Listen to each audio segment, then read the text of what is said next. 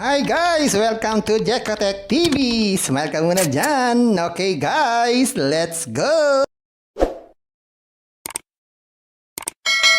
Hello guys! Welcome back again to my channel.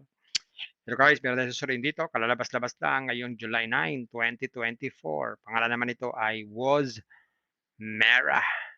Meron daw tong free 100 pesos pag tayo nag-sign up.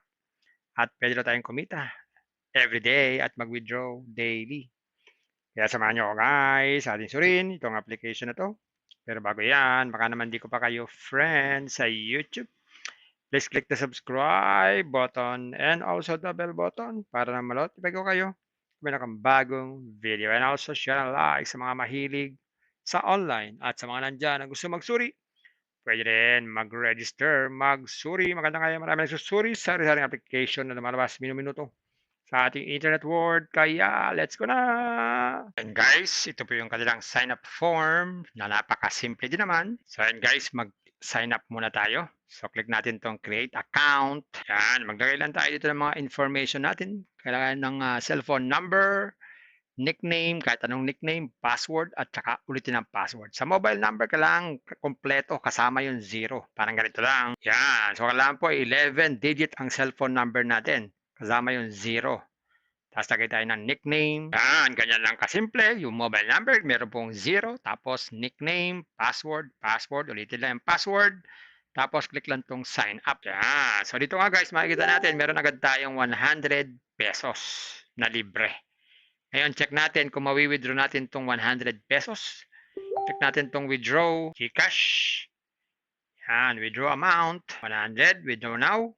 So, hindi pala pwedeng withdrawin yung libreng 100 pesos. So, check natin yung mga inaalok nilang mga investment dito.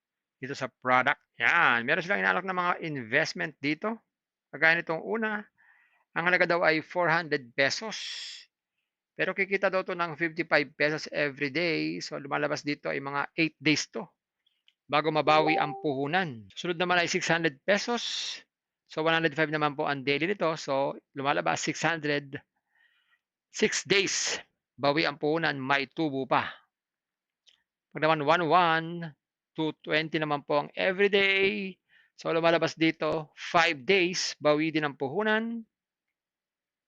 Pag 3-1 naman po, yan, 720 naman po ang everyday. So lumalabas po dito ilang araw po bago natin mabawi. 5 days din po. Gagawin lang, click lang tong buy now.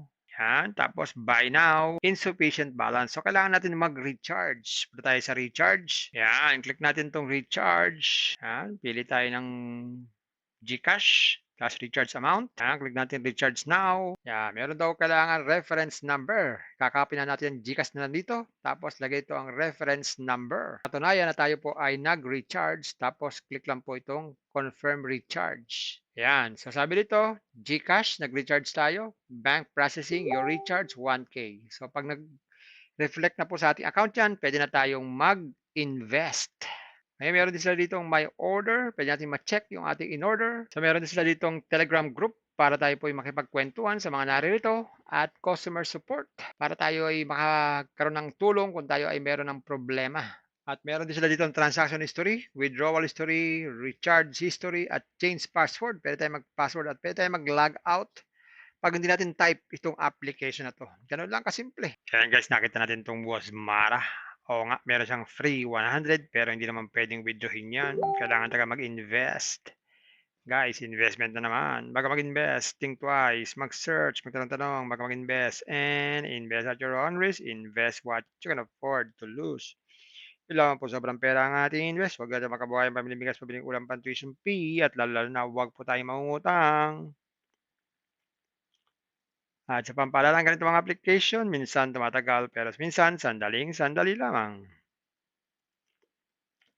Kaya itong application na 'to, ang hula ko po dito, ang tatagal ito mga 4 days. Pag sumobra sa 4 days, swerte na tayo. Kaya maging maingat sa ating pag-iinvest. At kung wala kayong pang-invest, at kung wala kayong pang-invest, at kung wala kayong pang-invest, kung may free, sa free na lang muna tayo. Kung may free, Sa free na lang muna tayo. At sa pampaalala, ang ganito mga application, minsan tumatagal, pero minsan sandaling-sandali lamang.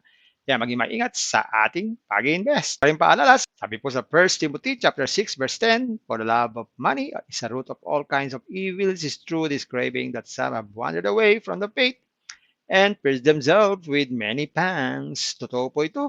Ang pera naman ay hindi masama. Yan ang ginagamit natin sa pang-araw-araw natin buhay, pambili ng bigas, ulam, sapatos at iba pa. Pero ang babala dito ay yung pag-ibig sa pera.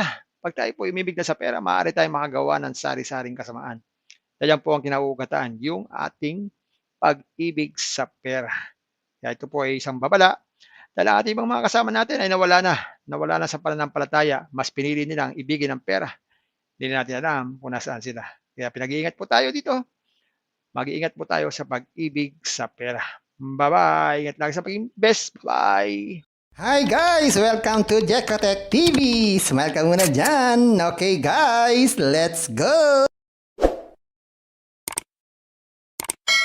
And guys, ito po yung kanilang sign up form na napakasimple din naman. So and guys, mag-sign up muna tayo. So click natin tong create account. Yan, maglagay lang tayo dito ng mga information natin. Kailangan ng cellphone number, nickname, kahit anong nickname, password, at saka ulitin ang password. Sa mobile number, kailangan kompleto, kasama yung 0. Parang ganito lang. Yan. So kailangan po 11 digit ang cellphone number natin. Kasama yung 0. Tapos lagay tayo ng nickname. Yan, ganyan lang kasimple. Yung mobile number, meron pong 0. Tapos nickname, password, ulitin lang yung password. Tapos click lang tong sign up. Yan. So dito nga guys, makikita natin, meron agad tayong 100 pesos na libre. Ngayon, check natin kung mawi-withdraw natin tong 100 pesos. Check natin tong withdraw, Gcash. Yan, withdraw amount, 100, withdraw now. So, hindi pala pwedeng withdrawin yung libreng 100 pesos. So, check natin yung mga inaalok nilang mga investment dito. Dito sa product. Yan, meron silang inaalok na mga investment dito. Kagaya nitong una, ang halaga daw ay 400 pesos. Pero kikita daw to ng 55 pesos every day. So, lumalabas dito ay mga 8 days to bago mabawi ang puhunan. Sunod naman ay 600 pesos. So, 105 naman po ang daily nito. So, lumalabas 600. 6 days. Bawi ang puhunan, may tubo pa. Pag naman 11, 220 naman po ang everyday. So, lumalabas dito 5 days. Bawi din ang puhunan. Pag 3-1 naman po, yan, 720 naman po ang everyday. So, lumalabas po dito ilang araw po bago natin mabawi. 5 days din po. Gagawin lang, click lang tong buy now.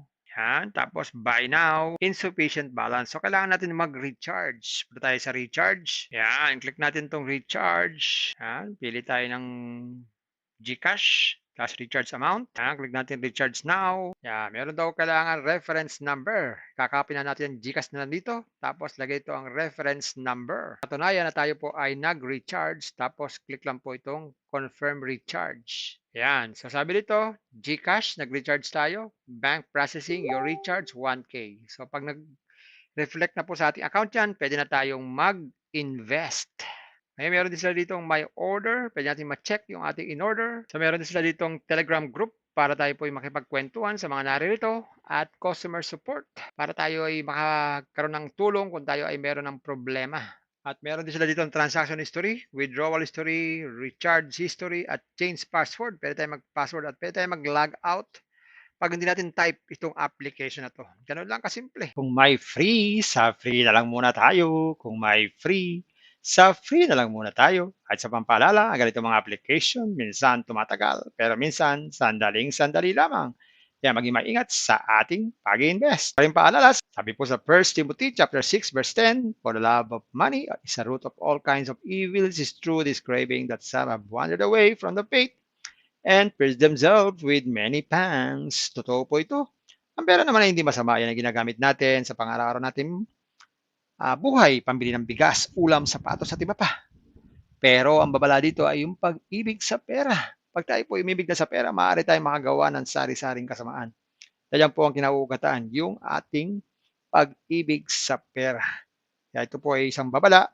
Dahil ang ating ibang mga kasama natin ay nawala na sa pananampalataya. Mas pinili nilang ibigin ang pera. Hindi na natin alam kung nasaan sila. Kaya pinag-iingat po tayo dito. Mag-iingat po tayo sa pag-ibig sa pera. Bye-bye. Ingat lagi sa pagiging best. Bye. Hi guys! Welcome to Jekotech TV! Smile ka muna dyan! Okay guys, let's go!